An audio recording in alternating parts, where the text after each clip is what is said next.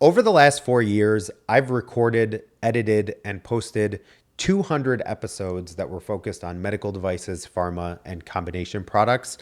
And I thought that I'd have this clear sense of direction and clarity and maybe a level of mastery. And it has given me some of those, but I still feel like I'm figuring it out.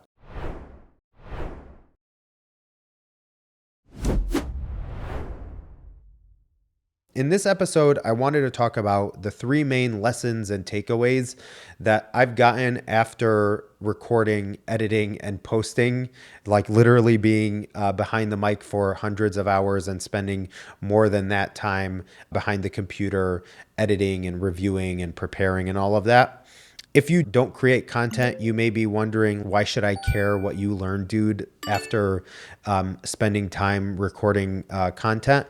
This episode isn't really about podcasting. It's more about what you think you're going to get out of something and what you actually get out of it, and that maybe that's actually different and that's okay. I thought that it would give me a lot of answers, and I still feel like I don't know anything.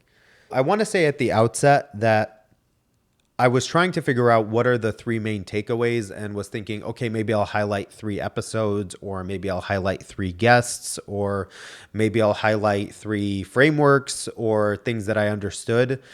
And what I did is I just spent a lot of time scrolling through all of the different episodes that I recorded. And I was just like, there isn't a single one that had this huge giant impact from like the time that I had the conversation to right after.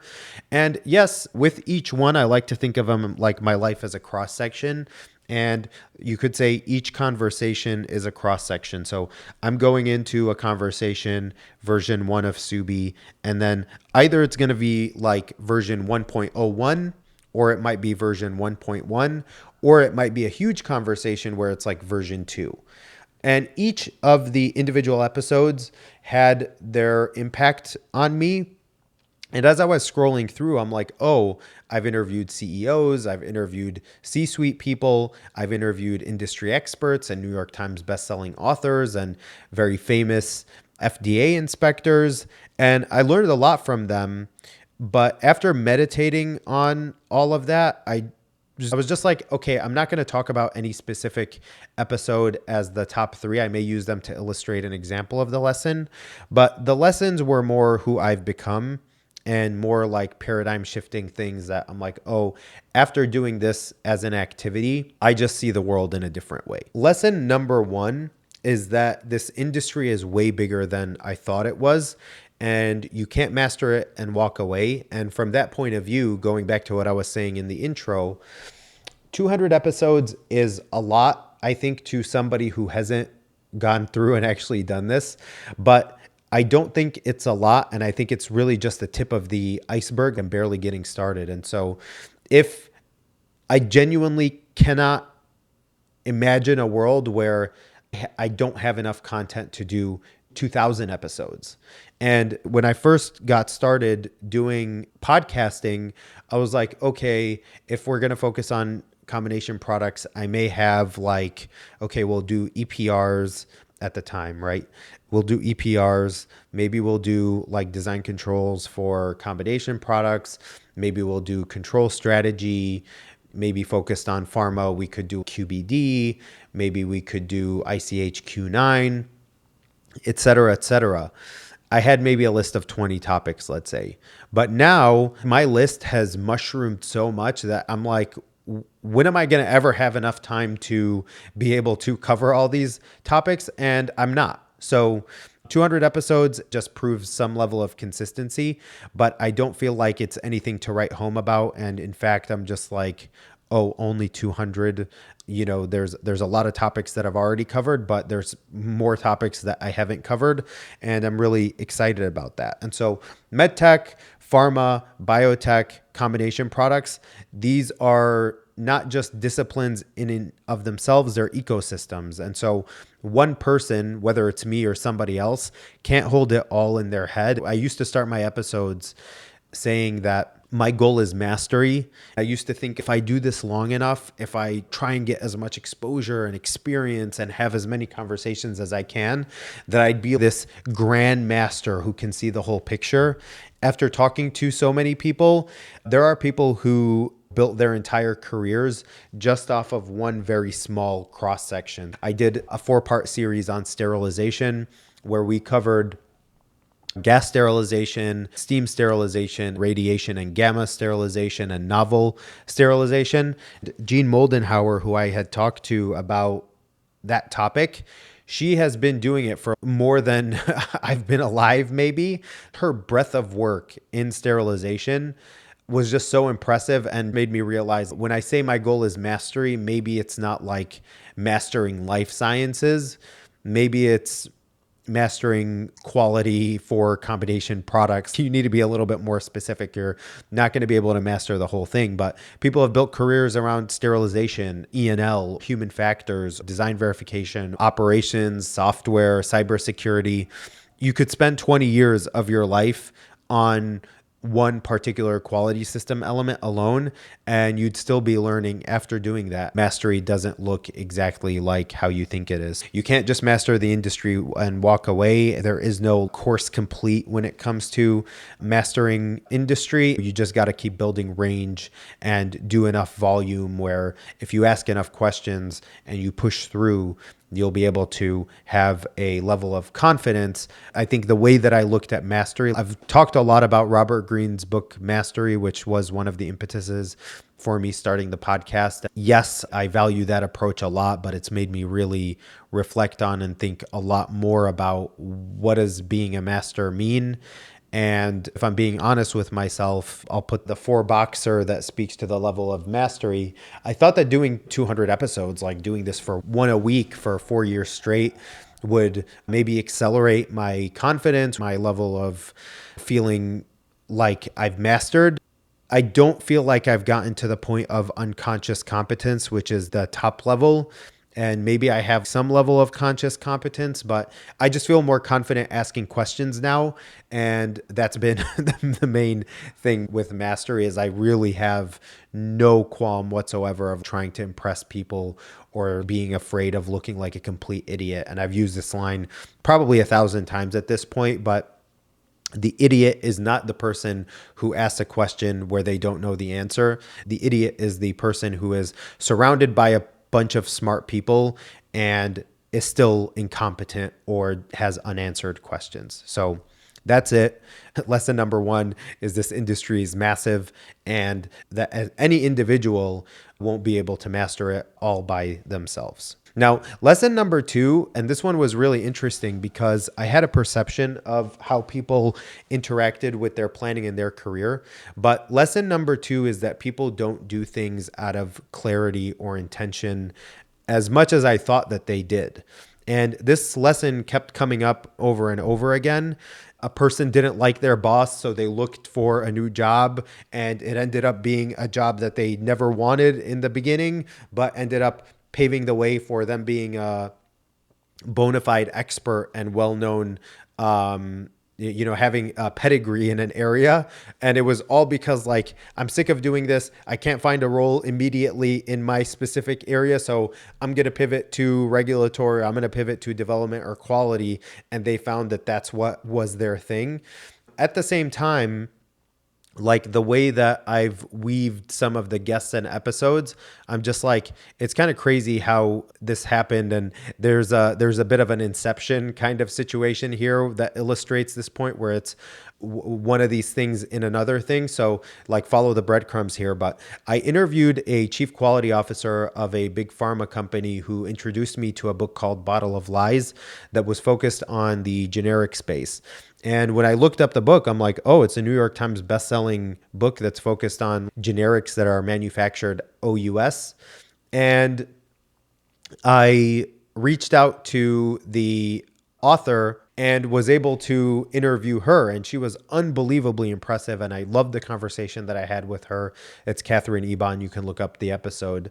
But when I was reading the book, as somebody who's spent a decade in quality, has been part of countless inspections and audits and a lot of inspection readiness, I was really impressed by this guy, Peter Baker, who was kept coming up in the book. And I was like, I really got to meet this guy. So I recorded and I posted that episode. I reached out to Peter saying, hey, I love the book, would love to record with you.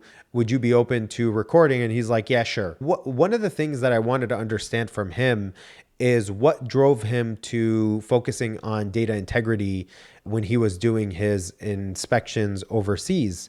And the whole story of how he even went overseas was just crazy to me and helps illustrate this point. So he became one of the most bona fide, one of the most impactful, I think, inspectors of maybe in FDA history.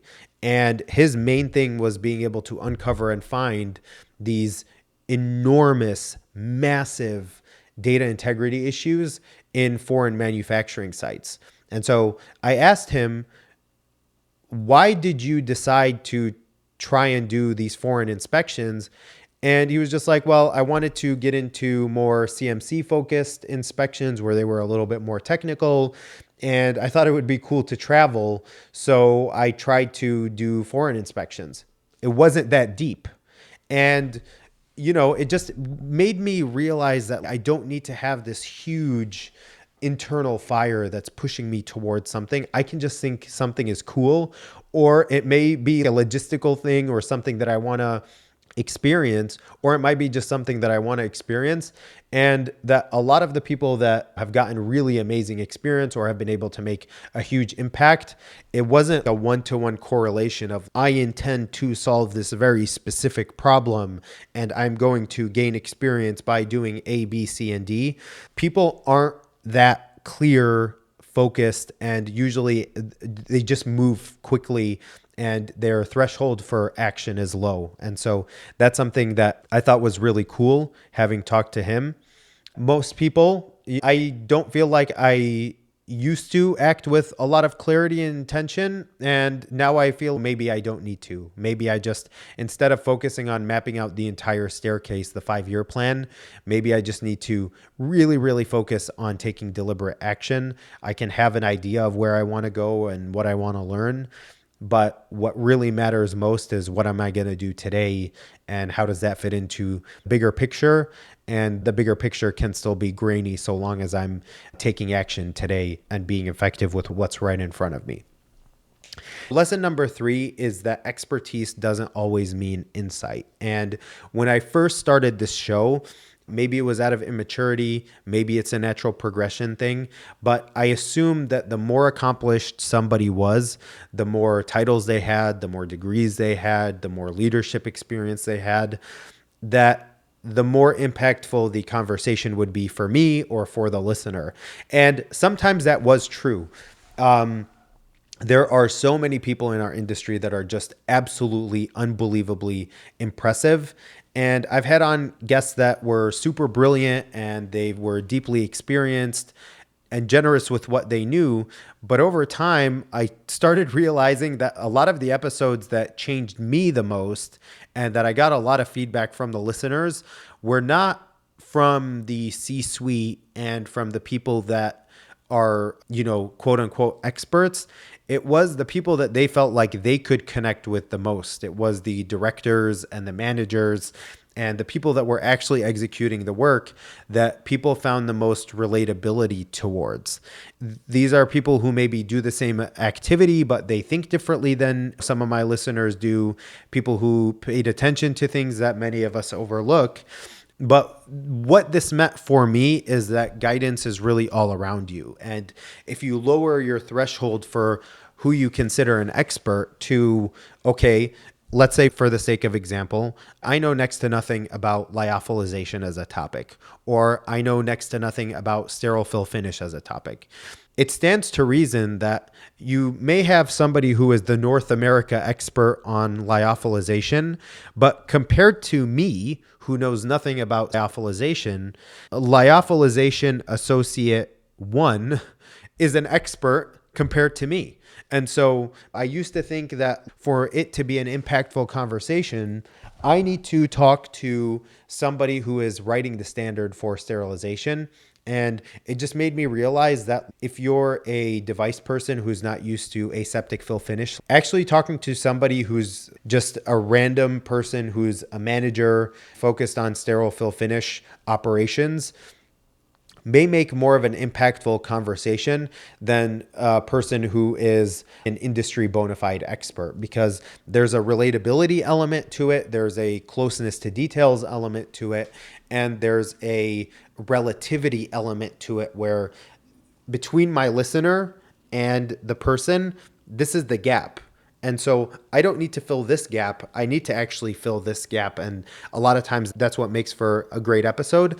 It just made me think about in my own life, personal life, but also when I'm talking to random people who I'm just interacting with on a day to day, not recording, that there's a lot of insight, experience to gain. And so even though the mic is not in front of me, my brain is always recording and trying to pay attention to people that I'm talking to, because guidance is really all around you. It's just, do you pay attention to it, or do you walk by it over and over and over again? And so that's lesson number 3. Quote unquote expertise doesn't always mean insight. There's a relativity element to it, and then there is a relatability element to it as well. And so, yeah, it's been 200 episodes and I'm really excited about that. But 200 episodes later, I still feel like I'm figuring it out. I think what I've learned through doing this is that's maybe the point. I have no problem thinking that it's going to be 200 more or 400 more or 1,000 more, because there's just so much left to uncover. And so if this episode resonated with you, or if you've been part of any part of this 200 episode journey, I just wanted to say thank you from the bottom of my heart. I really appreciate the support from the audience. If you have any topics or guests or areas that you'd like me to cover, please shoot me an email. As part of the continuous improvement of the show, I'm introducing a new slogan with this episode. Let me know if you like it. Maybe we'll change it. And that is, if you're sick of separating and you're ready to combinate, let's combinate, and please subscribe to the show. I will see you in the next 200 episodes.